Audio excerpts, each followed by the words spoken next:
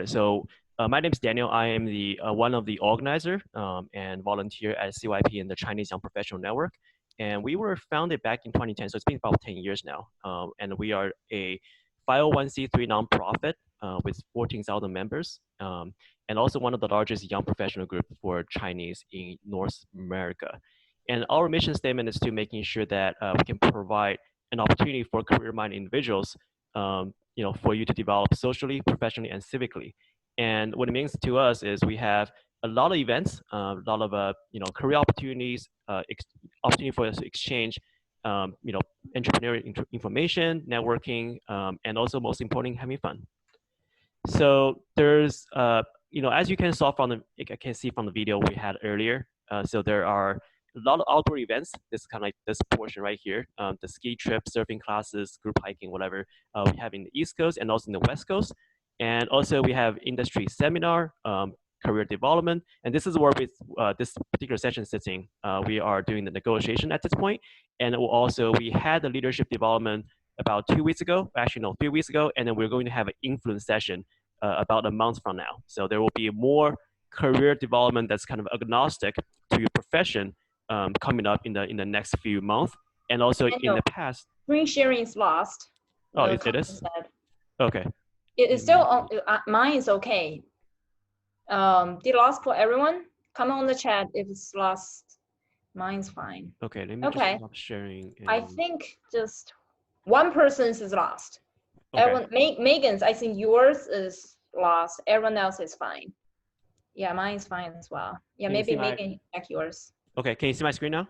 Yeah, I can. Okay. Got it. All right. So we're going to have more industry seminars as well. So format typically was that we had offline events at MIT. This is the Boston-based group, but also, like I mentioned, it's a nationwide as well. But we are going to have more virtual sessions in the coming month, given the current circumstance. And as you can also see on the right side, if you happen to be in Boston, we also do a lot of competitive events in Dragon Ball racing, ballroom dancing, and dance battles.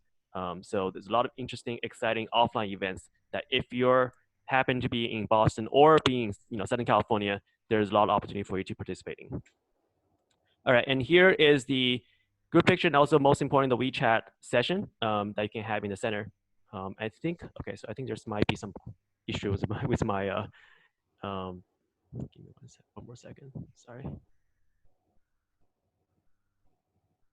All right, there's a WeChat session, WeChat QR code, and also the pictures we have on the screen. So feel free to scan it and then follow our official accounts. All right, so without further ado, let's get into the actual session itself.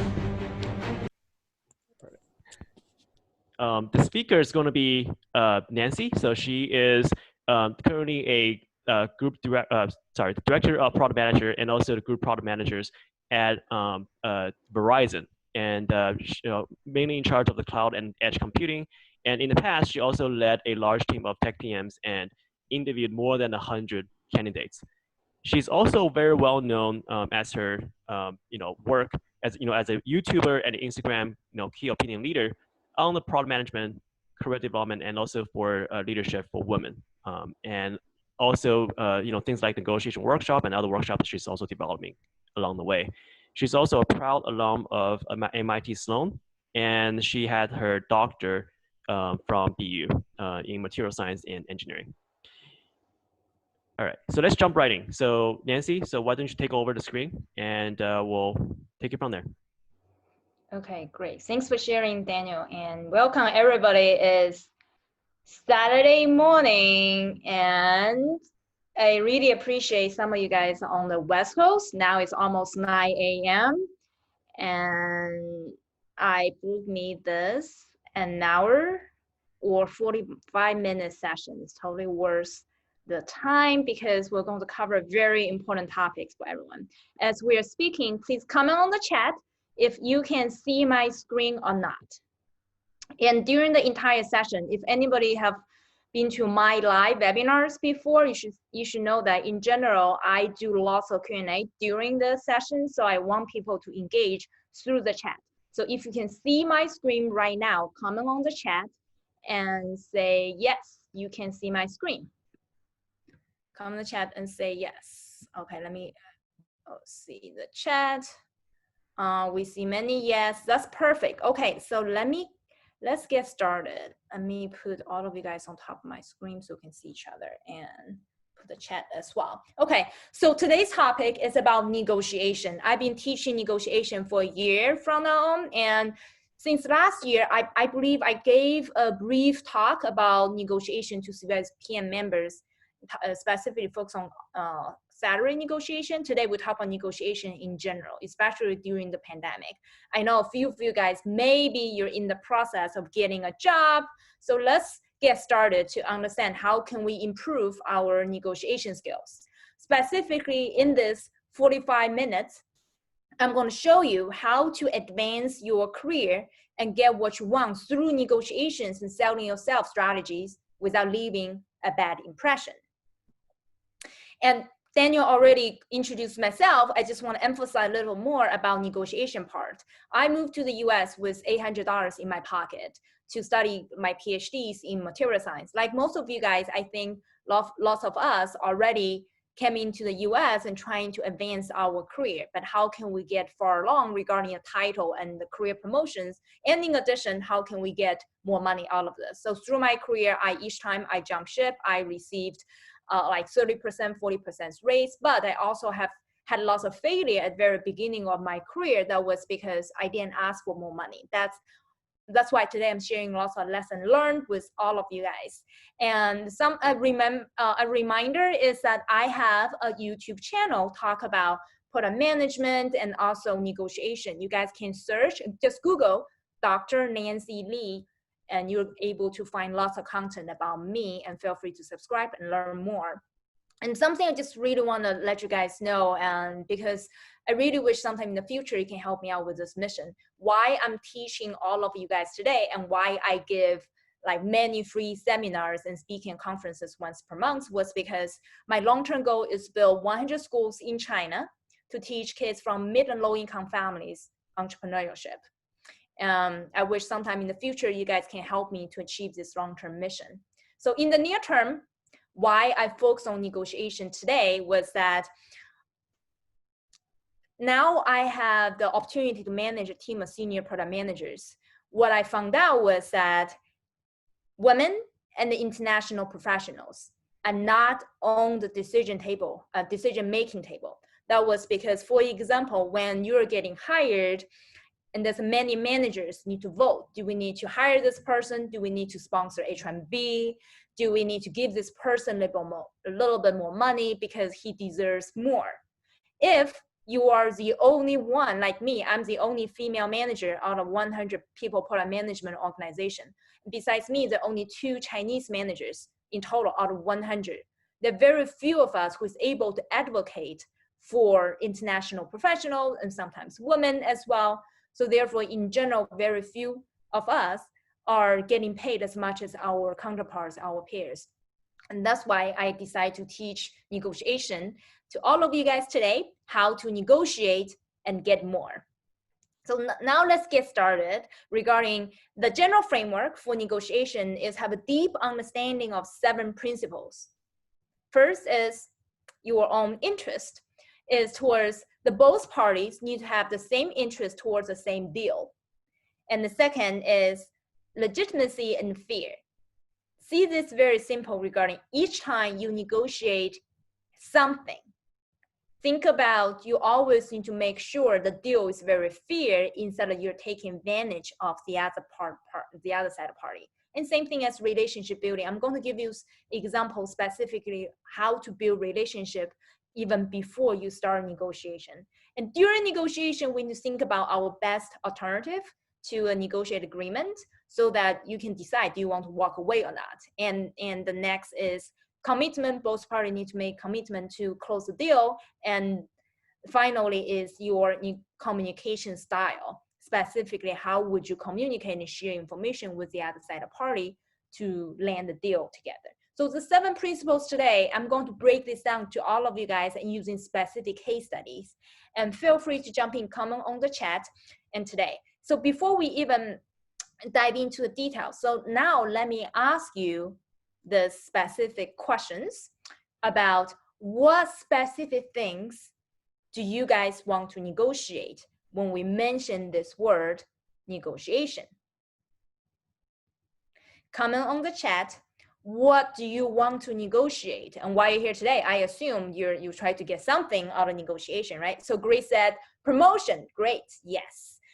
Promotion is part of the negotiation track that's related, but it's not the same. Yes, negotiation can lead to promotion as well, especially in big companies. You need to know how to say and get more. Yeah, May says salary, exactly. I think lots of people think about salaries, new opportunities, right? Headcount, totally, yeah. We'll talk about this. Myself as a hiring manager, I'm getting more headcount from my peers, my managers. How can you get more, right? And renting out your apartment. Daniel, that's amazing, awesome. Yeah, I'm renting out my own as well, actually. Yeah, how can you get a fair price for the rent? Negotiation with vendors, exactly. I have specific examples about this with vendors, and actually something very interesting that is that a friend of mine, she's American, she moved to Germany, just completely new country, and when she started to work there, she of course negotiated her job offer when she accepted the job offer. And then the first day she joined the company, her boss said, I'm glad you negotiated, or I'll be very sad because you're going to negotiate with the vendors on behalf of the companies. So negotiations happens every day. Then like Danny said, visa, oh yeah, we should save the visa H-1B issue towards the end, or you guys can jump in anytime. The specific things about H-1B, lots of people made mistakes. Yes, visa, green card need to be negotiated in many different ways. Hopefully we can cover as much as all the topics possible. Scope of work with client. Yeah, if you're a consultant, you need to discuss a scope of work. And as a product manager myself, we talk about the scope of work with, it's more like product definition. How would you prioritize different tasks? And it's all negotiation as well. Exactly. So I'm glad everybody captured the nuance of negotiation. There's many that actually negotiation happens every day to me. Like me, my fiance and I, who cleans the bathroom, is also a negotiation. Seriously. Okay, so now we know what can be negotiated. Let's come to the main part that as a fundamental, I want all of you guys to understand before you start any negotiation. The two types of negotiation. One is how to pronounce it? Distributive negotiation. The other one is integrative negotiation. The way it works is that the first one is more towards win-lose. It's very straightforward. The second one is win-win. The two different styles. One style is that I want to get the maximum all of this negotiation. When you buy a house, right? When you like rent your apartment, do different things, or when you negotiate the scope of work, you want to get the maximum, and the other side of the table start to lose. This is wrong in terms of the outcome, because in the long run, as something we'll talk about the relationship in the middle. In the long run, we need to think about how can we create a win-win situation to build a long-term relationship so that the other side of a table, that the parties can work with you again or negotiate new deals. It's all about how can you work together. And same thing as it's a joint game instead of individual games. Each time we negotiate, think about how can the other side of a table also get something out of this negotiation. Negotiation is a value exchange to me. And same thing, multiple parties is involved, and also you need to negotiate multiple issues together. The one in the middle, multiple issues. What I mean is that when you, for example, when you negotiate a job offer, you don't just negotiate the base salary. You negotiate sign-on bonus, maybe vacation time, maybe maternity leave. If some of you guys want to have kids in the future, it's a package of everything can be negotiated, not just one thing at the time. Of course, you need to be flexible, and the outcome of negotiation, the solution should be very creative. That's in general the mindset I want to set you guys when you walk into a negotiation table. Now, something I really want you to start to think about, change the definition of negotiation. When we talk about negotiation, do you feel like it's like confrontational, very aggressive? If you're a woman, people might call you B word, you know? So if you feel this way, do you have a negative opinion about negotiation before this talk? And say yes in the chat. If negative, say yes. Oh, reverse. Okay, if negative, say and. If negative opinion about negotiation in general, so and in the chat. Or if you think, well, negotiation in general is a very positive term, you say P in the chat. So comment on the chat and let me know what your original opinion about negotiation. So we see some positive. Oh my goodness, we see more positive than negative. That's awesome. Which means I'm going to switch the mindset part. I'm glad you guys already have positive opinion about negotiation. Yes. The first time I heard about negotiation is negative for me, honestly, because it's very aggressive. I don't want people calling me a bitch or whatever, you know. But once I start to shift a mindset, negotiation is influence in real life, which means is that people do not pay for the value you deserve. People pay for the value you sell to them. Negotiation is a value exchange. If, let's say, you feel like you need to be a director, like people mention promotion, right? So recently I got like 4 offers and also became a director. The name of company will be announced sometime in a week or so. But in general, when we talk about title, different things, you think you deserve a director title, other people think, maybe not. Was because they didn't see the value you sell to them. It's not because you don't deserve it, okay? People never pay for what you deserve, they pay for the value you sell to them. So understand this as we go through the examples. Oops. What do you think is negotiable? Now, we talked about this earlier, right? So let me give you the answer regarding what's negotiable. We mentioned promotions and different things. And I also list more things, more than what you talk about, such as green card, equity, exit package, especially if you move up to director or above level, director VP level, you need to talk about the exit package. Some companies let you do that, sometimes some companies do not, but you need to think about it. Exit package means if you leave the company or somehow company let you go, whatever, they will give you half year salary because you know lots of top secrets of the company. So this is called part of the exit package. People should think about it. And like legal contract, like who clean the dishes, as I said, I do this more often than anyone else, and also discount on clothes. And something about discount clothes is very funny. I negotiate 20% off at Macy's for the original price. Nothing was on sale. Original price, nothing was on sale. I got additional 20% off. This is all based on negotiation. I don't want to like get money. It's not lots of money. But the sense behind this is that people need to practice negotiation. You cannot only ask for promotion, want to get a director title. You ask it once per year or once per like 3 years, something like that, but you're out of practice. That's why I encourage everyone to apply the principles and the practice on a daily basis, or at least weekly basis. Okay, so second part is, I really want to share with you guys this. I was an engineer before. Data is something I really enjoy. The second part is you are as good as others. What I mean is that, so do this experiment with me very quickly. There was a specific study conducted in Stanford University. They put a group of people slashed in half, randomly selected, both men and women slashed in half. For the first group, they told that for all of you guys, you're gonna negotiate on behalf of TJ Maxx. And women in the past are better at negotiating deals on behalf of TJ Maxx because women love fashion, right?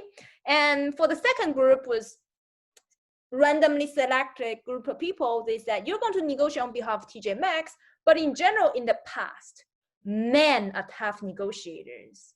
They usually get a better deal because they're like more dominant in the negotiation table. So my question to all of you guys is that who did better in those two separate groups? Men or women, or the same, or group one or group two? Just let me know the two scenarios. First group, they told women is better. Second group, they said men is better.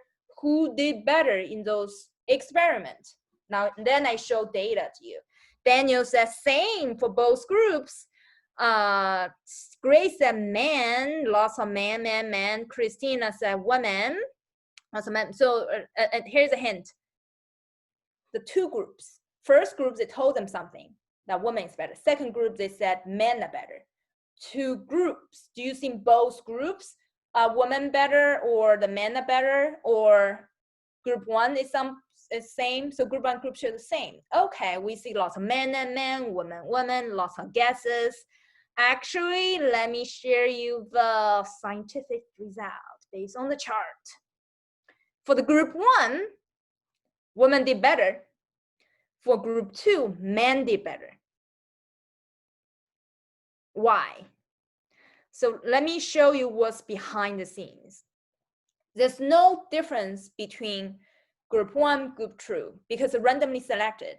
For the first group, because they put in the head, saying that women are better, women did better. For the second group, they put in people's heads, saying that you're a man, you can do better, and men did better. There's no difference between men and the women in those two groups. The only difference is that if I put pre-existing beliefs or conditions or influences in your head, then you will do better. From what I'm telling you, this based on this data I want to share with you is that you are as good as others, even if you might be minority, even if you might speaking with accent like me, or even if you might be a woman. In general, women are getting paid 80 cents on a dollar compared with men, right? Even if people said you're worse, whatever, if you do not believe that you're good or worse or whatever, it doesn't matter. Women or minorities or immigrant can do as good as other people. So understand this before we move on, okay? Your mindset really defines who you are and how well you do in negotiation. Now let's get into the specific framework and case studies, how you apply those like specific principles from universities in real life. All right, so let's do this. And when we negotiate, it's about the framework. There are 4 steps framework.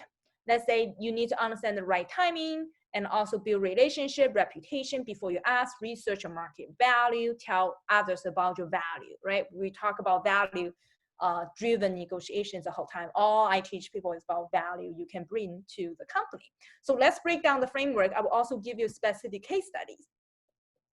And step 1 is that build credibilities before you ask, which means you need to socialize your achievement whenever it happens, such as product launch, engineering breakthrough, problem you have solved.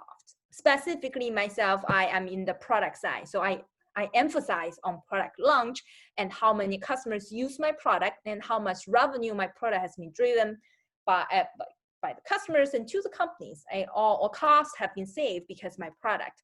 Those are all your achievement. And people, one of you guys mentioned promotion, part of something you can negotiate, not just promotion, salary, everything together, right? So when those achievements happen, you need to start to build your credibility and talk about your achievement, especially in the American environment. Don't wait until December. Hey, I had achievement in the summer. Do you remember? No. When something happened in the summer, talk about it. Let people know. Build your credibilities way before you ask.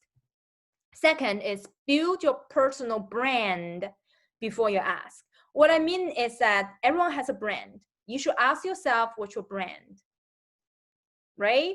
So the way it works is that ask yourself and ask you others work with you.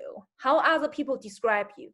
If someone describe you as this person is very confident, she's a problem solver, she's a leader, she's on track to become a director or VP in the future, whatever you want to achieve, I don't care, you define what your final goal is, right? So you need to build your personal brand even before you start negotiation. If you are known for someone who's a pushover, someone also get lots of things done, someone also work 60, 80 hours per week and never push back, do you think you will win in negotiation? No. You don't even comment on the chat on this. Of course, it's no, right? Unless it's different. If you think it's different, you say on the chat, right? So personal brand is important before you even start asking. Now, we also need to do lots of preparation before you start asking. Negotiation happen months before you start asking. Now, set your aspiration price and bottom line. In the principles, we have something towards alternative solutions and like what your best options, different offers on the table, things like this. Let's use salary negotiation as an example. The same thing applies to anything you want to negotiate with vendors. Do your research regarding your aspiration price and bottom line. For example, if you negotiate salary, you can Google regarding search. I'm getting an offer from Facebook. How much Facebook getting paid with this many of years experience, right? The specific website that I recommend everyone to check out called Blind. Google this Blind. They also have an app, basically anonymous site. I think they are souped up version compared with Glassdoor's. So this is better. I think the number there is also very, very recent and it's not old data anyway. So search what the market value is. So understand aspiration price means, well, this is how much Facebook PM getting paid on the market today. And I want actually a little bit higher than that. This is my aspiration price. Bottom line is, well, let's say, I know lots of people's salary. Just give you some examples. Facebook a product manager with like, let's say 10 years or like 5 years experience, they're getting paid 300 grand. If your aspiration price is, I think I have 12 years experience, I should get a little bit more. So my aspiration price is 330 grand per year, total package. Well, your bottom line is, well, if they gave me anything above 250, I would consider accepting the offer. Of course, the higher is the better, right? But my bottom line is 250. Anything below 250, I think I would just work for Amazon or a better company and cooler company. I think like that. You need to understand your aspiration price, your bottom line, through market research, through your own soul searching, and understand what you have, what you want. Now, let me show you some specific examples and where the money coming from, right? So how much a product manager get paid? People ask me these questions all the time. You can use this as a reference check for your specific professions and search those on like Blind, other places, because I specialize in product management, so I know all the numbers behind it. Like product manager getting paid 120 to 300 in total. This do not include startups. Startup get paid low, but give you way more equity. So, but you might be the next Google or next Facebook company. You don't know. So this startup is wild card. And then you break down those salaries for product managers. In general, you get paid a monthly 10 grand to 25 grand, and sign-on bonus could vary between 5K to 10 to 100 grand. Just for the side note, I helped 3 days ago. I helped another student of mine negotiating her salary with Amazon. So Amazon paid her sign-on bonus of 100 grand. So this is examples in reality. So once you know all the data, you can set a realistic, your aspiration number, your bottom line, what can be negotiated. Don't go above what people can offer, but you know in general what they can offer. That's a very good data for you before you start negotiation. Okay? Now, let me ask you this question. So something wrong, okay, you come up with specific numbers. This is your salary negotiation as an example, right? You come up with the best numbers. Now, before you even walk into the negotiation, you should also collect information from something else. What's your best alternative solutions? What I mean is that you drop as an example means if I do not take Amazon's offer, what else on the table, right? You can stay in your current company. This is also other best alternative solutions. and someone mentioned regarding like vendors or promotions, right? Let's say promotion, if you cannot get director position, my other best alternative solution is get a job somewhere else with the same title or something, right? Or you negotiate with vendors. You say, well, vendor one is too expensive, but they're really good. But my other best alternative solution is this, right? So let me ask you this questions. When you start negotiating, have you thought about your best alternative solutions? Let's use your job as an example. If you went in, put in the chat, if you went into like interview process, then someone like Facebook make you an offer, but they give you a low bar offer. What's your best alternative solutions compared with a Facebook offer? Comment on the chat. Use that as an example. You are a product manager or a data scientist. You go to Facebook and they make you an offer, but you kind of didn't like it somehow. Maybe you don't like the reputation of the company.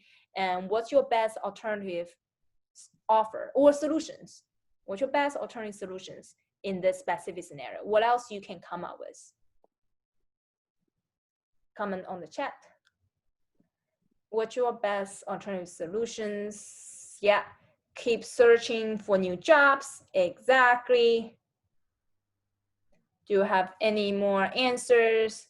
Counter offer. Yes, you can bring counter offer in the negotiation process. Exactly. That's your other best alternative solutions. Exactly. Stella, you hit it right. So all of this could be other alternative solutions. Think about your other alternative solutions. This will be very strong counterpart when you go into this negotiation. Sometimes I want to stay in my current company. It's not bad to stay in my current company. It's comfortable, stable, whatever. This is also something great when you can think about it. Yeah, ask for promotion in your current company. Exactly. Tailor the scope of your work. Yeah, you can do more or do less. And it's also your alternative solutions. Even if you don't work for Facebook, you don't accept the job offer, there are other things, right? And yeah, be specific what I can offer and add value. Grace, you keep something, you learn so quickly because my entire negotiation strategy is about value you can add to employers. Awesome. All right, so let's keep going. You also need to understand what's on the other side of the table, right? You understand what's your best alternative solutions, how much getting paid, how much other company getting paid, the entire package, you can negotiate. Now, what's on the other side of the table is that what about the company, right? So especially if you negotiate with a startup, you need to understand the funding situation of startup. You also need to understand for a big company, what's the budget? There's a range. The budget can never go above like 250 in total, whatever, things like that. Or is there any other competition on the table? They might select you and compare you with other vendors, compare you with other candidates. Anything could happen, right? So understand what's on the other side of the table is going to help you to frame the entire process. You can't just be in your own zone and say, oh, I want this much money. Well, if 10 other candidates want way less, especially during COVID, probably the more candidate than ever. You want 300 grand, Facebook's like, there are lots of candidates who doesn't have a job. They're willing to sell themselves cheap for 250. Let me take someone else who's willing to sell them cheap during COVID, right? So this is something you guys need to consider, especially when you negotiate during COVID. For promotions, other things as well. Now, salary negotiation tips, and you guys should do a screenshot. I just want to cover this very quickly. Is that it is illegal for HR to ask your current salary in Massachusetts. I don't know other cities or other states. So if your current salary is lower, the same thing in California, exactly. So this is very good protection. If your current salary is lower than your future jobs, don't tell them it's illegal for you to ask me how much I'm getting paid right now. Okay, not legal to ask current company. Yeah, exactly. Yeah. Sometimes HR still asks you, you tell them what I said on the screen. It is illegal for you to ask me how much I'm getting paid right now. I'm just trying to protect you. Again, you're doing something against law, right? Don't tell them your current salary, unless your current salary is much higher than they're willing to pay, then you have more. But usually I assume when you jump ship, your current salary is lower than what they offering you, so don't tell them your lower salary. Same thing as ask your ex-coworkers for salary information, go or rent it, ask many different things. Yeah, those are the tips you guys should consider when you ask for more. So today is more towards the like negotiation. Now let me give you a specific example regarding value-driven negotiation, right? So a friend of mine, actually she was my my student last year. I helped her to get a 40% raise. Just use hers as an example. And the value, we use value-driven approach. And let me define her value. That first of all, so she's a senior scientist. She used to work for startup in San Francisco. Now she's jumping to last year. At that time she jumped to another startup. But crazy part is that she got a lowball offer. Lowball offer means to protect her information. Let's say you get 100K base. In California, it's much higher than that. Let's just use 100 as an example, right? So when you guys can come on the chat as well and use some random number as an example when you ask questions as well, so that we can be very specific. I want all of you guys to take the content and something you can take actions right away, okay? So let's use real number or like some numbers as an example. Like for her, let's say her base salary today, her base salary for her current company is 100 grand, but the new company offer her exact the same base salary. That's awful. I call that lowball offer. Whenever you jump ship, you get the same money. No, even if the other company is cooler, you need to get paid more, right? So my student felt like very undervalued. I would feel offended. I feel offended if this happened to me. Never happened to me, but happened to her. Lowball offer. You come to my company, make exact the same as what you had before. And then what we did was that we did market research. Let's say in San Francisco, the material scientist salary is total package 120 to 150, and definitely it's a lowball offer. So we understand how much the market should be and combine her years of experience. Then the next thing, the next thing we did is that understand the fundraising situation of the startup. Basically, she's jumping from startup A to startup B, but the startup B just raised $300 million. Sorry, it's not grants. $300 million was great work-life balance. They also take every other Friday off. My point is, based on all the funding situation, and actually you can find review on Glassdoor as well. So this company in general pay people very well, and they do have lots of funding being able to like pay her. So it's clearly there is lots of room for growth. Now, her value, right? Andy's value to the startup is she already had experience in 90% of the equipment she needs to use as a material scientist in the new company. She also had experience leading a team, and she also had many PhD publications. That's all her value she can bring to the startup. What she did next is that she talked to HR and asked specific questions.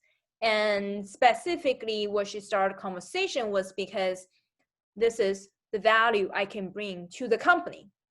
That with me, you're able to accelerate the material testing process 50% faster, whatever, because my experience working with 90% of equipment, so that's her value she can bring to the company. That how much this is going to help company to improve and grow their bottom line, their revenue, their operation efficiency. And in addition, she also told HR saying that I really like your company. This is my top choice. So how can we work together?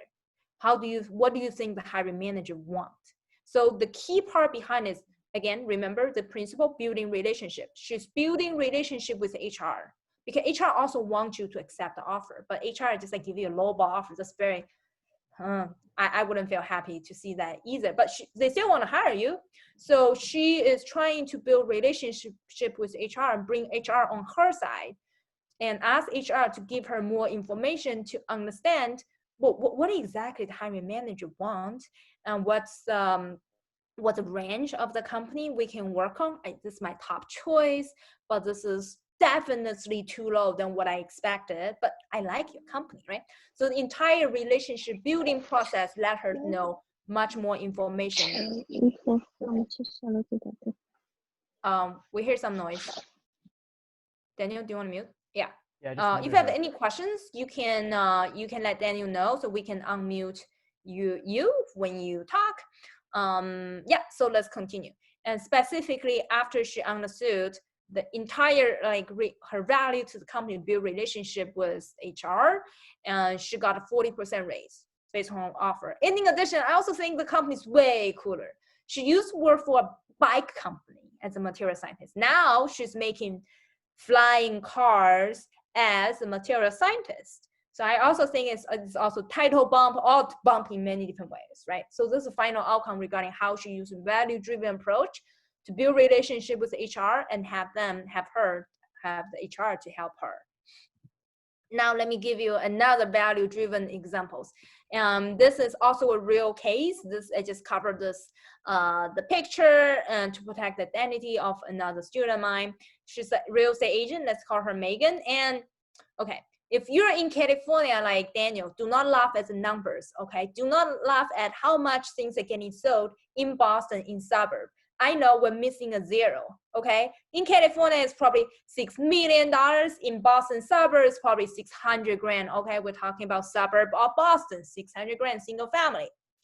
So what happened was, for Megan, she helped her client to sell a house, single family in the suburb of Boston. Original price was 600 grand. She sold for 700 in a cash offer. 700 cash offer, immediate closing. That's amazing, but she's only getting 1% of commission. That was because originally she needs to give money to the buyers. There's a buyer's seller. She's a seller's agent. She also needs to give half of commission to the buyer's agent. She also needs to do a demo the house, do other stuff. So she's only getting 1%. 1% is $6,000. She's only getting $6,000 doing such amazing job for the client. And then we work on the value she can bring to her client. Her value to her client is 100 grand more. It was 600. Now she sold it for 700. Her value to client is 100 grand more. And her asking was that, hey, if I'm bringing so much value, I deserve additional 1%. In the past, I get $6,000 or $7,000, 1%. Given my value to you significantly higher, I think you need to reward me with one more percentage, which is another $7,000, which means the total value she bring to her client is like $93,000 for the client. So she focuses on the value she can bring to the client, which also makes so much sense. And they still want to build long-term relationship to continue work with each other. So that's how she bring her value, talk about her value during the negotiation process. Now, let me ask you one last question before we end this talk and go to the Q&A part is that when do you think you should ask for a raise? Comment on the chat. When do you think you should ask for a raise? Come on the chat. In New York, is this a delayed message? Yes, in New York, it's illegal to ask your current comp. Yes, great comment. And Megan said, just finished a big project with great outcome. When do you think ask for a raise? That's one of the answers. That's good one. What else do you guys think? When do you think you should ask for a raise? Quarterly catch up. Yeah, that's one of the answers. Very cool. You guys don't ask for a raise? We need to get more, get us offers. Yes. When do you have achievement and get recognized by the team? Great said that. Awesome. Yeah, those are all great answers. But something I need to bring all of you guys' attention to is the timing. I'm feeling you have sufficient experience. Yes. Let me show you the specific timing. I talk about the negotiation calendar I built for all of you guys. Is that for lots of companies, the decisions were made about your next year's bump is November. Then in December, you have performance review session, which means you need to ask your salary bump way ahead the decision was made. Don't wait until December. You do it in like September or sometime earlier. And I wouldn't ask for raise whenever you have a huge like accomplishment during a major project. I would use that to build your reputation first. And then 3 months later, and you ask for a raise. When you can build your reputation, have your allies, have all the dots down the line, and then you ask the time specifically at the right decision-making time of your company. But don't wait until December. So I made a specific video about specific how to find out the negotiation timeline of your company. I also have made a negotiation like a calendar, and that's specifically how I asked my first 15% raise in my first company. And you can take a screenshot of this page, and you can scan this barcode, which will land you to download the sheet, and also have a link to the specific videos you guys can watch. I will also put my YouTube video link here, so there's lots of videos you can watch about negotiation. For today, this is something I want to share with all of you guys. Now we can actually go to, because for the sake of time, we can spend more time in Q&A for that part based on what you emphasize on. And the final thoughts I want to bring to all of you guys is that investing in yourself is the only thing with guaranteed returns. You got to believe this, that this is also very data driven. Something's crazy. And also I learned this through my teaching experience, is that the difference between successful people and the mediocre people, or okay, whatever people we can talk about, is that successful people are more willing to invest in themselves. The specific examples I want to give you guys is that when I started teaching negotiation last year, I want to teach women because women need it more. We're getting paid like 80 cents on a dime, on a dollar. And then there's a lot of men reach out to me. It's crazy. It was like, why on earth, men, you reach out to me about negotiation? And you're already doing better than women, and you want to reach out to me. And some men even reach out to me asking me this, not just for more money, more salary. They ask me this, Nancy, how can I negotiate with my fiance about when to get married? Men see this as negotiations happens everywhere, even if they're already doing better. They want to improve themselves. And same thing as another student of mine was so crazy. They are the VP of product, and trying to learn from me regarding the product management bootcamp I'm teaching. I was like, you're the VP of product. What the heck? Why on earth you're here today? And they were like, Nancy, you are better at product management, selling yourself, negotiation. I want to learn the specific skills from you so that I can even make more money and get promotion even faster. Wow, that's how rich people become richer, and successful people become more successful was because they're more willing to invest in themselves. This is also learning, like surprise learning outcome I discovered. Therefore, I suggest all of you guys is that the only thing that have guaranteed returns is investing in yourself. Everything else, the stock market, everything can go up and down like crazy. It's not very predictable, but the only thing you can predict is investing in yourself. This is my final words for all of you guys. If you want to get in touch with me, you can take a screenshot right now with all my contact information. You can find me on WeChat, and I also have a specific WeChat group that you can scan this barcode and join. The group, which also have my website, also have a WeChat account where I post product management interview tips and career advice there. And basically, it's all my content. You can contact me later on. Just at the final word, I teach product management interview bootcamp. I also negotiate offer on behalf of other people. If you're interested, feel free to email me or message me on WeChat. Thank you very much for your time. So now let's move to Q&A session. Feel free to, tell Daniel or put your questions here. Daniel is going to manage the Q&A session. I'm going to turn this back to him. All right, appreciate it. So I think this is a great talk. I think that's a great example of putting together the series, the framework with the 7 steps, 7 elements of negotiation, and with your real life examples. And I think that the value-based negotiation try to really, make sure the other party understand the value, and also your emphasis on the relationship building. I think really kind of resonate with my past experience as well. So before getting to any of the additional question I have here on the panel discussion, someone, I think it's named TA, asked this question about, because I think this is related back to what you mentioned earlier. When promotion decision was made, is it before you filled out your own performance review? So from my perspective, the answer is yes. So the performance review was something we asked the team to fill out by December, sometime end of November, but the decision was made back in end of October or beginning of November when we planned the budget. So, so does that make it entirely useless? I think that wouldn't make it entirely useless. It wouldn't render the whole effort useless, but it still, kind of tell you the timing is important. Back to Nancy's point. So I think Nancy, I don't want to hijack the discussion. So I want you to address that question specifically. The fact that the decision was made before you fill out the performance review, do you still need to spend time on the performance review? It is still an effort that's worth, focusing on.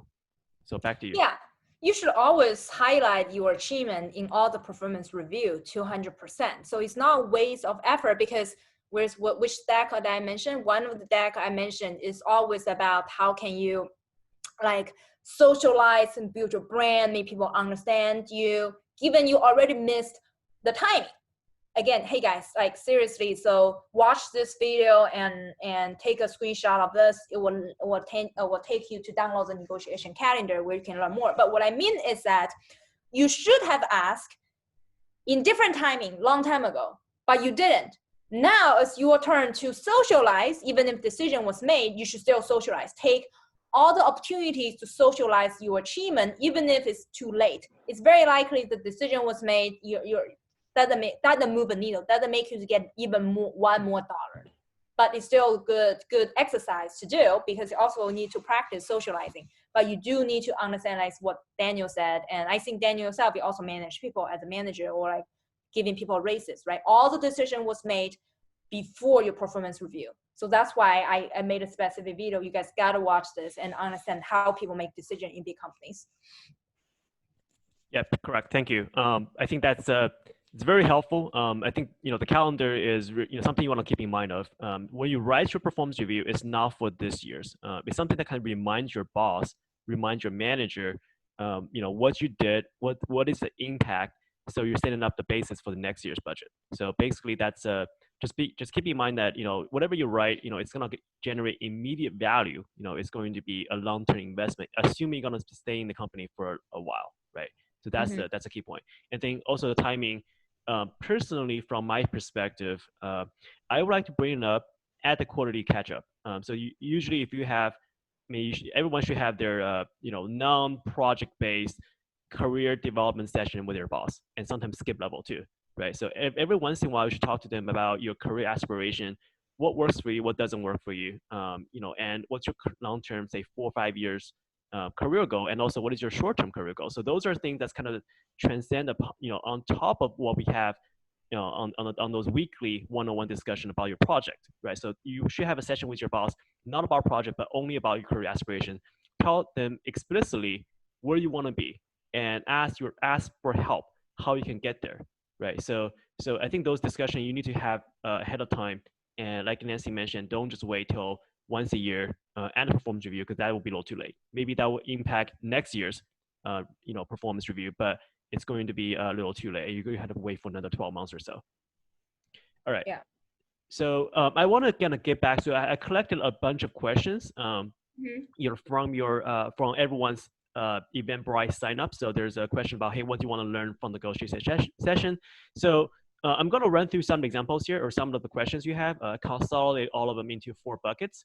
And I'm going to return back to the screen afterwards to talk about some of the questions you guys have specifically. But first thing is, in terms of the negotiation types, I know we have the distributive, and we also have integrative, right? Distributive, where it's a zero-sum game. You're talking about a single number. And the integrative is, you're having a lot of multiple conditions you're negotiating on. And you typically can achieve win-win as long as you know what is valuable to you and what is valuable to your party, to your counterparty. So does win-win truly exist for salary negotiation? Usually talking about a single number, but can you achieve a win-win that preserves the relationship and also, get what you wanted, but, finding out a creative solution, right? Because with typically a distributive negotiation, there's nothing creative about that, right? You're talking about a single number and you're pushing back and forth the bar where it ended at. But with the salary negotiation, can you have a win-win situation where you can come up with creative solutions? Yeah, actually, this is a specific example I want to give you guys. It happens a lot. For example, 3 days ago, I helped somebody to negotiate AWS offer with Amazon. AWS is Amazon, same thing to me. Let's random number. We don't want to talk my client's number. Let's say 200, but it's higher than that. Just use that as an example. She's getting paid higher than that, right? The specific number. Let's say the recruiter gave her 200 grand. Originally gave her, let's say 180 total package. Now give her 200, whatever. Then what we thought is that, well, this might be a zero-sum game regarding salary negotiation. However, the way not to make it zero-sum game is you package it as a whole thing. Maybe if in your salary package, there are relocation package, sign-on bonus. For Amazon, they also have equity. Within equity, they also have the vesting period, which means the first year they give you 10%, second year give you 25%, whatever the vesting period. These are all random numbers. I can't give you the real number just as an example, right? They also have the cash sign-on bonus and stock options sign-on bonus, and not just sign-on bonus. Annually, they give you that much money. All this is a package. It is not a win-lose. And the way you do that is if the maximum base salary for Amazon is this much, which we know, and we know all the numbers. I know all the numbers. That is that. Let's say the base salary for Amazon maximum we can push is 160. So why push 160? Because it's gonna hurt the relationship between you and HR. What we push is how can we push the relocation package more, right? Give me more money to move there, right? It's a far move to me, especially you want to move during COVID or after COVID. It's a high risk for you to move, right? So this is a win-win situation that way. From recruiters' perspective, they have different budgets. So myself, I'm a hiring manager. I understand how budget was allocated. They have budget for like base salary, budget for relocation, or budget for like stock options, different things. Is that as long as your budget do not go beyond what they can control, it's all like negotiable. And it's a win-win was because the recruiter really want her to join the company. What she can work on is, well, the base salary cannot be improved. The stock option is the maximum. How can we give her more money to relocate or to move here? Eventually, she still got the maximum number we can get together. We're very proud, like total numbers she got in total. So it is a win-win situation, even towards salary negotiation, because the whole package is very valuable that you can talk about. Yeah, very helpful. Thank you, Nancy. I think from my personal examples, I think even if the number is set, 100% set, like you just no wiggle rooms to make the number larger, there's also creative solutions too. So for my case, specifically, I asked for part of my future bonus or part of my sign-up bonus to be paid for with tuition. So basically, imagine this, like, you're paying, a year of MBA tuition at $70,000 or so, and then you ask them to, hey, don't pay me cash on my bonus, or don't pay me cash on my sign-up bonus, hold it off, and then just pay the school directly, right? So there's also, from that perspective, you're also saving a lot of income taxes. So yeah. There's a lot of win-win situation, a lot of creative solutions you can think of. For company, it's all the same money. It doesn't hurt, it doesn't cost them anything. There might be some accounting overhead where people had to work it through, put that into a different GL line item. But in reality, it doesn't cost the company much to get you what you want, and also for them, they're not losing much either. So there's always going to be creative solutions out there. Same thing with the sign-up bonus. Sometimes if you need to move across the coast, you can ask them, hey, give me less sign-up bonus, but cover more on the relocation package, because again, that's you pay directly to the moving company, right? So again, you don't have to go through this income tax, basically taking advantage of Uncle Sam and not worry about like those money being charged like whatever at 40%, pre-hold tax rate. So there's always things you can think about in terms of a creative solutions. All right, Yeah. so I want to move on to the next section, which is like, more of a nurturing of the relationship and also being aware of the culture difference. So first of all, Nancy, are you aware or what is the main difference between negotiating in United States and negotiating in China? I think this question came from one of the audience, from the Eventbrite when they sign up. So are you familiar with what is the culture difference between different negotiation styles when you're talking with, counterparts from China versus from US? I do not negotiate with the specific companies. Oh, actually, I negotiate with Alibaba before, actually, when they want me to move back and give me some money to move there, right? I personally think is that for American, it's more creative. I think they can help you to work on different things. For Chinese company, there's a rule book you need to check. There's a specific number you need to hit. For American, for example, this happened before that if some company, some person we really want to hire, you can escalate to ask for more money through different ways because they really want you to get there. For Chinese company, I think they treat you more towards commodity. That sounds really bad.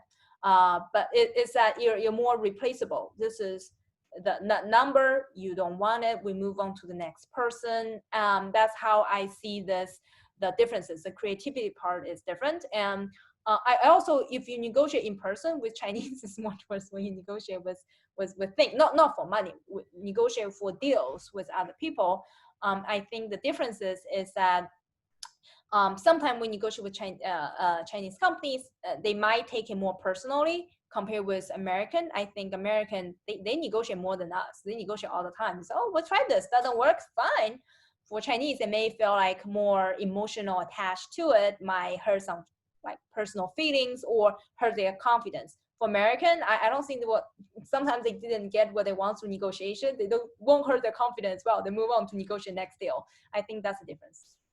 What do you think, Daniel? Honestly, I don't have experience negotiating in China, so I can't really say. But from salary negotiation, house negotiation, all the things happening here, I think you just really want to take. I think you're right. You want to take the emotion out of this the exchange, right? The value exchange and the information exchange. So sometimes I don't know if that happened in China a lot, but in here, sometimes if you're not a professional negotiator and your counterpart is not a negotiator, is not a professional negotiator, I think it's very common to bring some kind of agent as an intermediary. So I think that's what happened with my current job, where I got this job offer from a executive recruiter, and then through talking to them about the salary and my expectation for the comp, and for them to relay that information to the hiring manager, it preserved the relationship between me and the hiring manager because I'm still working here, right? So basically, you want to make sure that there's, through that negotiation on the numbers and such, if you can find someone to talk on your behalf or be acting as an intermediary, that's actually always better to preserve the relationship. That's my personal experience. Obviously, not everyone had that opportunity with salary negotiation, but I guess it's example with house purchase, right? You always have an agent just talking on your behalf with the buyer agent, with the seller agent. So you don't face with you don't talk to the people directly who sell the house because people get emotionally attached and you might really easily offend the counterparts. Yeah. Actually, yesterday I closed a house that I have lots of stories. Oh, congrats. About negotiation for properties. Congratulations. Obviously, people are asking, how do you find agent to negotiate offers? Is usually, if you work with a recruiter, the recruiter will work with you to negotiate. So do not talk to your hiring manager directly about the money. That's my personal experience. But if you can find a recruiter, either from the company's perspective, that's less neutral, right? Because they're talking about making the most out of their end. But if you can also work with a third-party independent independent recruiter to start off with, the person that presented your resume to the hiring manager, to the HR, that person is usually, work with them to tell them what you need. And, that person has an incentive to close the deal because their compensation is based on your commission, based on if you get hired as a, VP director, whatever, they usually get paid, quite a bit, up to 100K or even higher, per transaction. So work with those people because your goal is aligned, right? They want to make sure you accept the offer. Obviously, for you, you want to get the highest offer. So there is a slight, deviation from the goal perspective. But in general, when you work with a recruiter that present resumes to the company, especially for positions a little higher up, that's a typical way to preserve the relationship with your manager directly after you start working. All right. I think I have a couple more questions about the relationship side. So how do you negotiate, and again, this came from a question from the Eventbrite, how do you negotiate with people that have more power than you? So the power balance is imbalanced, right? So I guess if you're talking about your manager, you're talking about your boss, or people that just have more influence, have higher BADNA. Basically, like in that particular case, how do you negotiate with those people that you don't have as much influence and don't have as much power? Like, how do you get yourself prepared for that situation? Actually, this happens a lot. And myself, I negotiate salaries even before that. Use salary as an example because you use it as your boss has more power than you.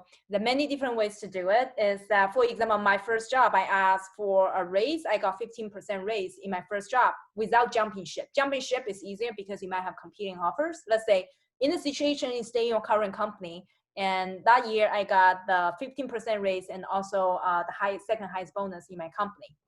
And then when you negotiate with someone with higher power, is that step one, you understand that what on earth this higher power person has on his table. You might ask for more money, but he might compare your salary with your peers. There's some equations he's calculating why he or she doesn't deserve this money, or why we cannot give her a promotion, something like that, right? So understand what's in his head. Then you can crack the equation. Step two is that find allies. When you try to negotiate with someone who's higher up, like find allies who can sponsor you in the current company that can either fishing out information from his head or talk to him directly on behalf of you. So this happens a lot. Actually, I asked my first company to sponsor me to go to MIT and have them to pay for my tuitions. I asked for 4 times. And my specific MIT classes was in the middle of the day. I went to class 11 to 1 or 10 to 12, something like that. It's definitely impacting my work for sure. Managers would say no. They do have higher power, and also the youngest one in the company, they don't really care about me, like personally, honestly. It can be replaced. That's my point, right? But if you're able to find other allies that can talk on behalf of you and talk to the managers or understand what managers has is important. And third, understand the budget. If your company or your manager do not have the budget, right? Or he need to ask for his VP or like EVP, whatever, to get additional budget. You understand how hard this is. Then you understand why I cannot ask for more, or whether there's room for me to ask for more, and is a reality, or have I hit the ceiling? Sometimes you already hit the ceiling, you hit the band. If you already know that you hit the band, you feel happy that you're the highest anyway. That also means that you cannot ask for more. And the final option is that the way to gain power in this situation is, can you get other competing offers or to improve your current situation compared with someone with higher offers? All right, thank you, Nancy. And then I have one more question on the nurturing the relationship side. Is it appropriate to review your BADNA, your best alternative solution to the negotiated agreement? So is it okay to review, hey, what's your backup plan to your counterparts? Because that's a tricky question, right? I think that you have your own BADNA, you have your own reservation price, and also what you can do with if this agreement does not go through. But is it okay to reveal that to the counterparty? The answer is always okay to review, but you need to use it wisely. So for example, if you are, let's use the example as another student of mine. If you have other counter offer from Google, that's my best alternative solutions, but you also have offer from Facebook, of course, and show them and tell them during the negotiation process, tell them I have other offers, they have this much, and can you beat this, right? So I think is okay, but you should also get ready if you reveal your BEDNA and they say no, and you have to get ready to walk away. So they know too much information, they know everything on your side, they still try to somehow do not give you what you want. Are you ready to walk away? So this is the last resort before I really show them all the cards in my hand. But this is one of the ways to do it. I think works, is efficient. I did it myself as well. Push offers really high. You guys compete, and someone just made me an even higher offer. So all works out, but use it wisely. All right. And then I think this is very relevant. So I think from my perspective, I think it's really dependent on, is this the relationship that's worth nurturing? Like, for example, if I'm selling my car, right, to this person I'm never, ever going to see again, you know, I think it's okay to review your BATNA. It's okay to say, hey, you know, if you don't buy it, I'm going to sell to dealer for whatever amount of money, right? And if this is a person that I care about, it's a long-term relationship I'm building with my boss, I'm not going to tell him, hey, if you don't give me this, what I wanted, I'm going to walk away to go to this new company I already have offer with, right? This is, you don't just review your BATNA directly with the relationship you would like to preserve. But so you gotta find your sweet spot, find your battle. Right? Not everything is worth fighting for. Sometimes it's okay to preserve more relationship, to give up a little less. Sometimes you really don't care about the relationship. You want to go all in to win that battle. So I think that's just from my personal experience. Exactly. In that case, if you tell your boss you have a competing offer, you got to give me this much money. If your boss didn't make it happen, you should get ready to leave, because they look down on you. Correct. They look down on you if they give you what you want. So use it wisely. This is a very dangerous tool. Can get you lots of money, or what you want can also hurt you as well. Yep. And I think I'm going to move on to the next section regarding the fourth section. So it's going to be more on the visibility and the influence. So we just had a session last time about the leading effective teams, and also about something about influence. I will have more influence session later on. But as you mentioned, you know, negotiation is also influence too. So this is kind of like overlap, which is fine. So some question that came from the attendants are, how do I demo my value, and how do I demo leadership in my daily work? And how do I increase my visibility in the organization so people take notice, so the discussion about promotion doesn't come too late? Very good question. This is more towards the promotion and influence side to get ahead in the organization.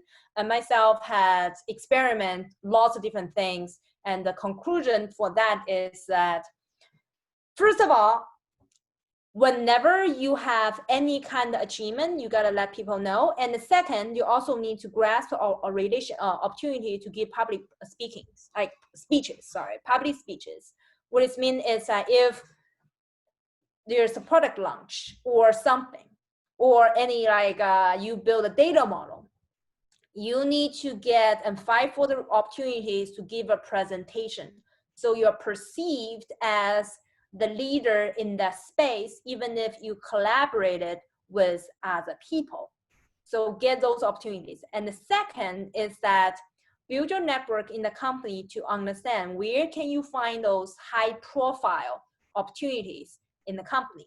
And for example, for me, I know where is the most high profile jobs or project that's important to the executives in my current company. And you just need to build the network you have and identify those opportunities and work on things like that.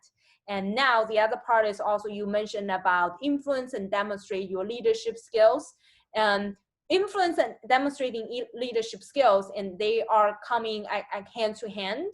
What I mean is that when you start influencing people, is about how can you understand the true motivation of the other side of the table, that person? How are you able to say things to his heart that he cares about? And leadership also has a lot to do with whether you're perceived as a leader.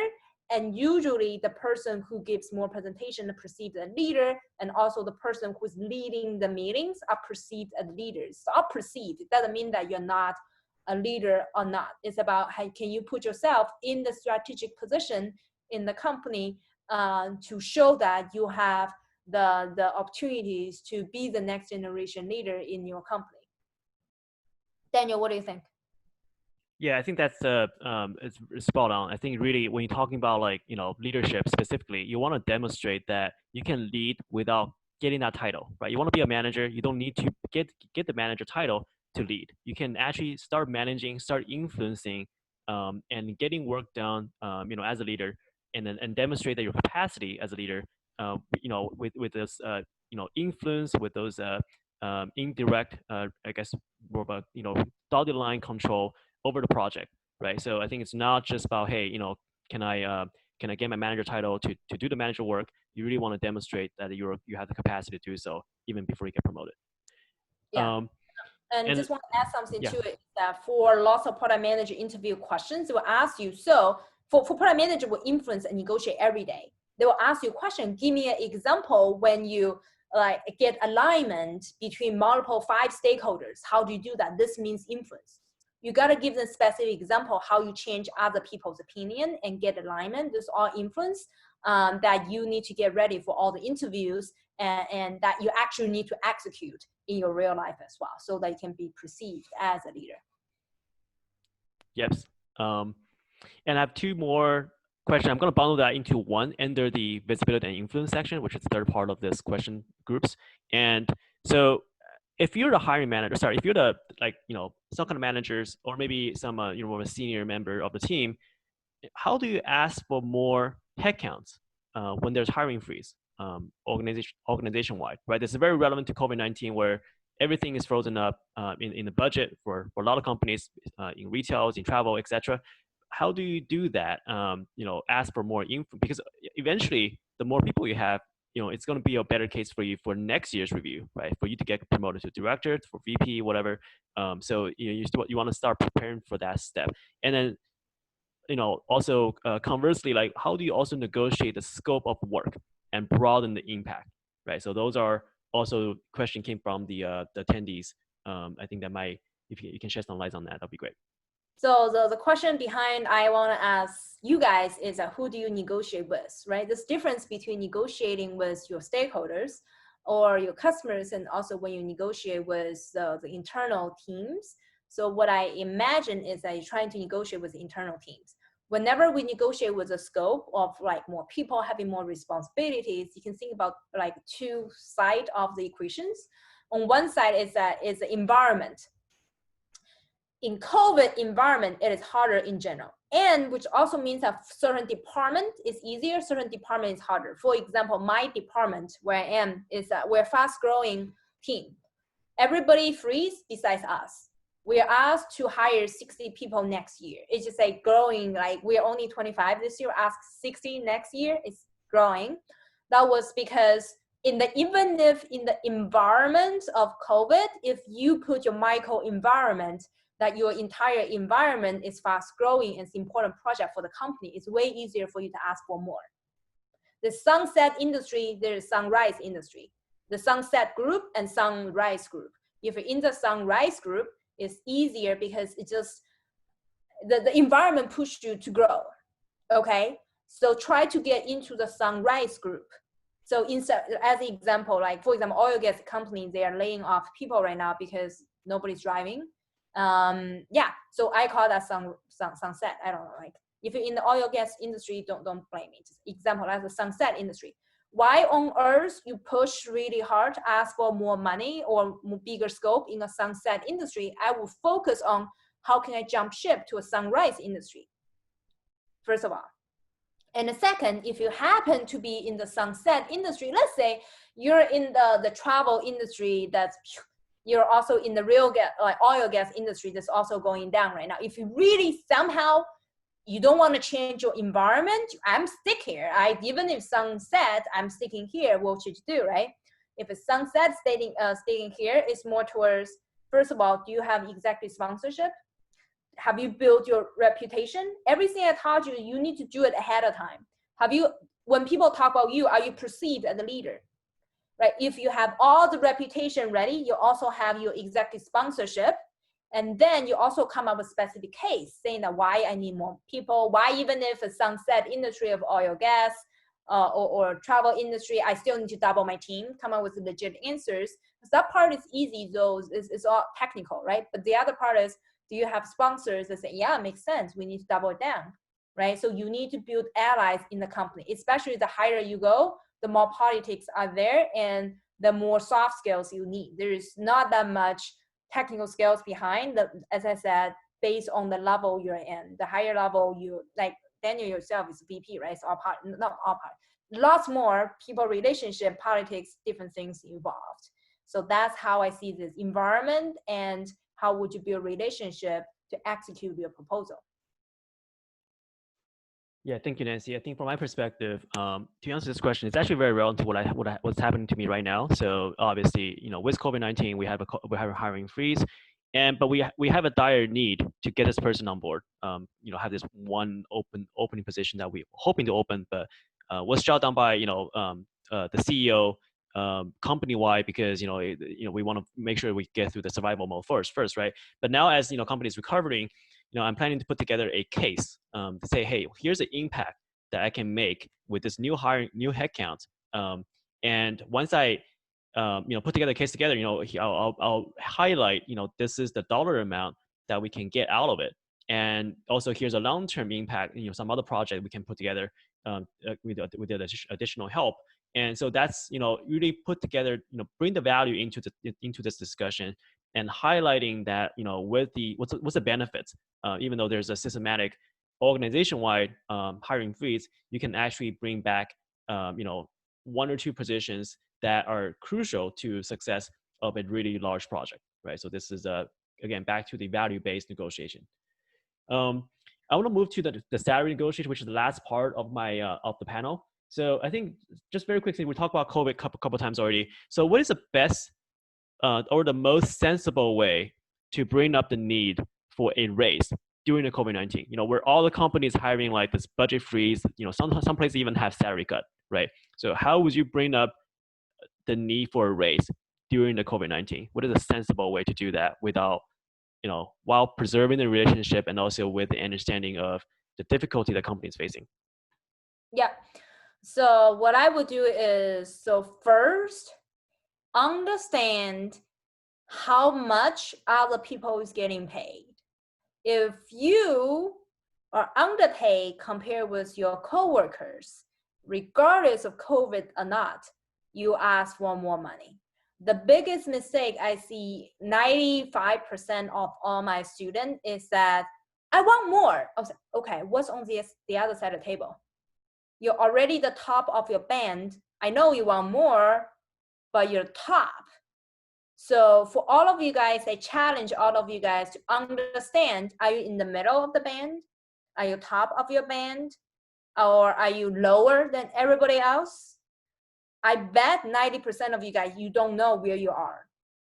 And if you know, now the second part is, how can you bring this up? If you're just, you're lower than other people, I think it's more straightforward. It's more towards, how am I getting like motivated working here? Now you understand that what's in their head regarding we want to go to survival mode and COVID is making big impact.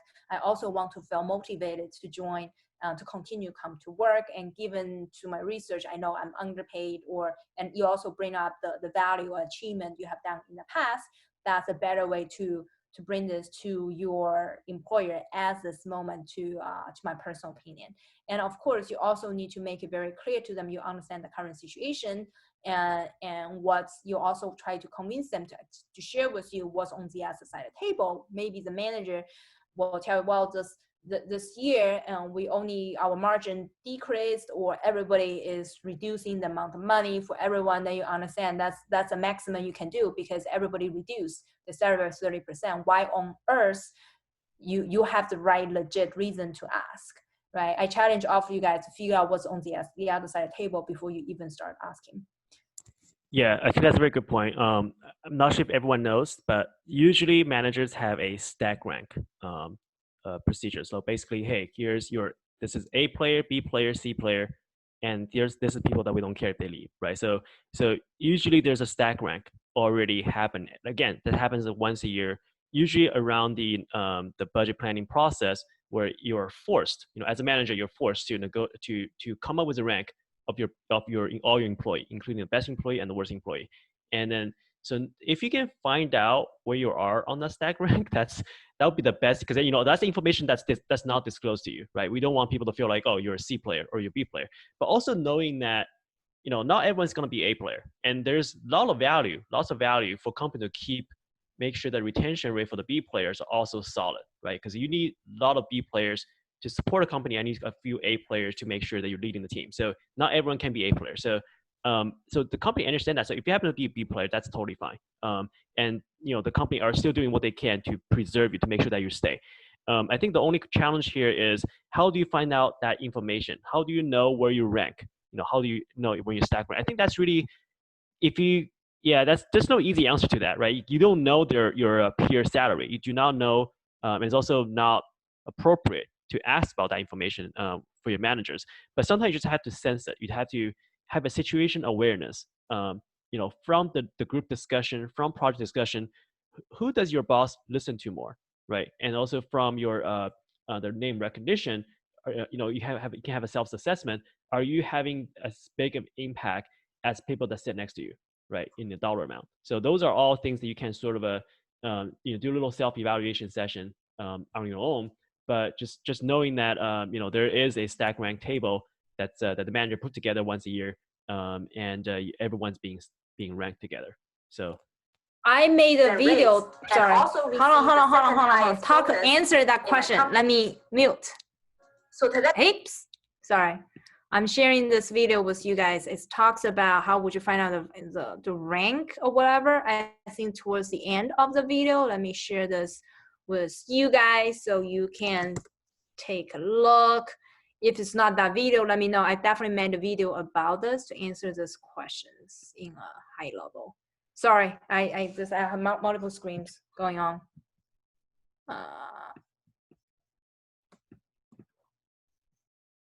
Daniel, go ahead. Okay, all right. So I know we're kind of sort of running out of time, but I want to go through one more question on the panel, and I want to open up to all the questions that's on the screen, on the chat right now. So I guess one more question is, can you accept, or sorry, once you negotiate a salary offer, or once you accept the offer, do you have more room to negotiate more? So when is enough? So when is a good time to maybe stop negotiating, or can you just continue to push? Well, for the 7 principles here, if you accept your offer, you accept everything. If you continue to push, you're risking this, which is, hold on, I'm dragging my screen, which is more relationship, right? You already accept the offer. You try really hard to push, then you don't have anything. Now you want to negotiate again. You're hurting the relationship. When you hurt a relationship, you think about the outcome. The outcome is either you walk away. They may say, let's say you, like a student of mine, she accept the Amazon offer for really high number. Let's say I think we max out for sure. Her number is highest ever seen in Amazon. Let's say she walk in again next week saying, I want another 20 grand more.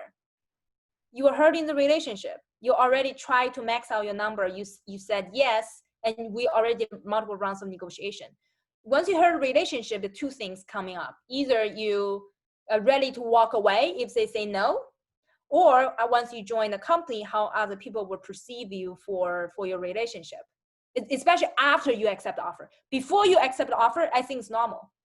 Americans do this as well. You negotiate back and forth before you accept the offer. Once you accept, go ahead and think about how can you build a long-term relationship with the company. What do you think, Daniel? I totally agree. I think the negotiation, you really want to make sure once you committed, right? There's no drawing back, because otherwise it renders your word completely useless. Like the trade deal with the current administration, right? That's you gotta stick with what you had. So I think one possible suggestion I have though is you can't really negotiate after you have agreement, but you can add something to it. But offer it as in, hey, it's nice to have, but if you don't agree with it, that's totally fine. We still have the deal. So sometimes that's okay. So if you already negotiate agreement by selling the car or accepted a job offer, it's okay to say, or sometimes it's okay to say at the end, by the way, can you pay for, this whatever amount? You make sure the number is not huge, right? Doesn't trigger any kind of a, negative reaction. But if you can add it to that, that would be great. If not, I'm totally fine. Let's stick with this negotiate agreement, and we already have a deal, right? So I think it's okay to ask for some extra bonus, but make sure that you let them know to accept or not accept does not impact this deal. So I think that might be okay, but again, use it wisely. Don't, your BATNA is, hey, if you don't agree to it, let's continue with this, existing agreement. So that might, again, a case by case, but you can think it through. That's also a two set you have. It potentially can increase the value you get out of the negotiation a little bit further. Okay, all right. And then also, I think I have one more from the salary negotiation. So if you are negotiating, typically what happens is you don't have multiple competing offers. So sometimes you do, sometimes you don't. So in the case where you don't have any good BATNA to fall back to, right? You don't have a good BATNA to go back, say, hey, I can go to the other company. How would you negotiate the salary with your with the person that or with hiring manager, with HR, when there is no other competing offers? I answered this question already in Annie's example. You talk about your value to the company, and she doesn't have a competing offer either. She has a current job, and she has her whatever new offers. That's it, right? So when you negotiate in this situation, you need to talk about your value you can bring to the company and how can you build a relationship with HR.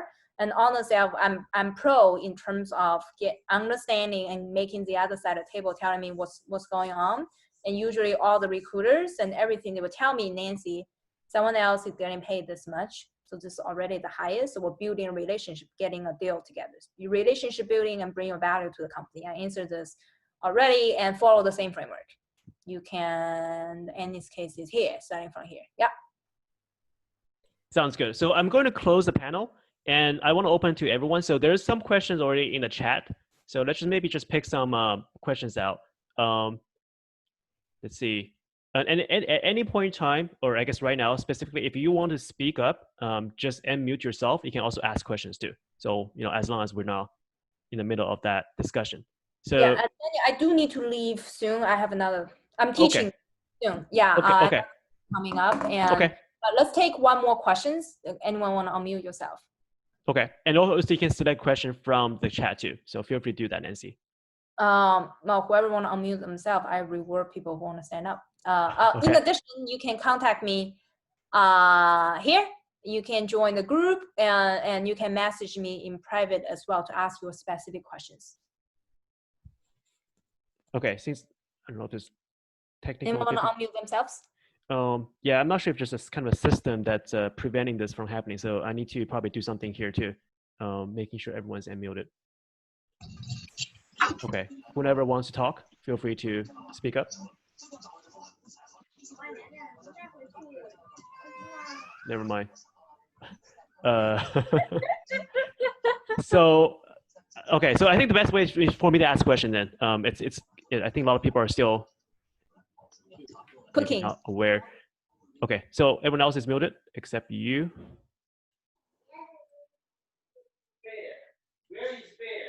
Okay. Hi there. Yeah. Hi there. My name is Dee. I want to check out one question. Is like when we negotiation with the management level, how they make the decision whether this person was to be promoted or not, how the decision process looks like. Okay. Good question about getting promoted, the decision-making process of promoting something. I think that's a great topic for me to make a video because people ask this a lot. So let me tell you how things work behind the scenes. Is that at the end of every year, or in the middle, actually, not at the end, before decision was made, let's say October, September is in my video as well, that managers will have a discussion with HR, with each other. The way we decide who to get promoted is that, first of all, understand internally what are the opportunities or like promotion opportunities in terms of, do I have the headcount to bring up another manager, or do I have the headcount to bring another like directors? Do I have this or not? right? If not, then nobody get promoted, with more towards I can give you 3% increase, whatever the typical ones and normal. Everyone go this way, right? So if there is opportunity in my team that I can bring on another senior managers in my team or another director in my team, the way they make selections is that two parts.